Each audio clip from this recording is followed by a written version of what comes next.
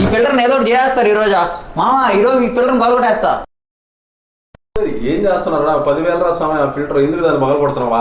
లేకపోతే ఏంది మామ, ఇది ట్యాంక్ ఫుల్ అయినా 5 నిమిషాలు ఒకసారి ఆన్ అవుతుంది.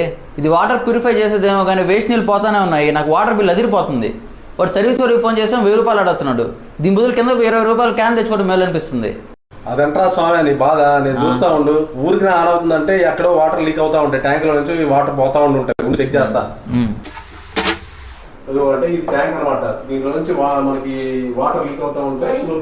దీంట్లో సెన్సార్ ఈ ట్యాంక్ ఎంటీ అయిందని అనుకొని ఊరికి మళ్ళీ ఈ ప్యూరిఫైర్ని ఆన్ చేస్తూ ఉంటుంది. ఇది ఆల్రెడీ నాన్ రిటర్న్ వాళ్ళు ఉంది. ఇది పోయి ఉంటే మనకు ఆ ప్రాబ్లం వస్తుంది. చూద్దాం. ఇదిగో పోతా ఉన్నాయి నీళ్లు. ఈ నాన్ రిటర్న్ వాళ్ళు పోయింది. ఇప్పుడు నాకు తెలిసి దీన్ని మనం మార్చుకుంటే అదిగో ఇది ప్రాబ్లం. ఇదిగో కొత్త నాన్ రిటర్న్ వాళ్ళు తీసుకొచ్చాను మా లోకల్ షాప్కి వెళ్ళి. ఇది బయట మనకి 100-150 కల్లా దొరుకుతుంది. ఆన్లైన్లో కూడా తీసుకోవచ్చు. ఈ నాన్ రిటర్న్ వాళ్ళని చెక్ పెట్టి టెస్ట్ చేద్దాం.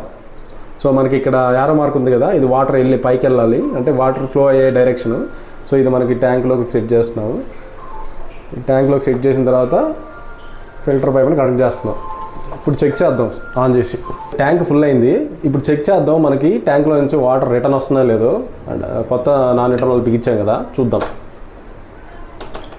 చూస్తే మనకి ట్యాంక్లో నుంచి వాటర్ రిటర్న్ రావట్లేదు. సో ప్రాబ్లం అయితే సాల్వ్ అయింది.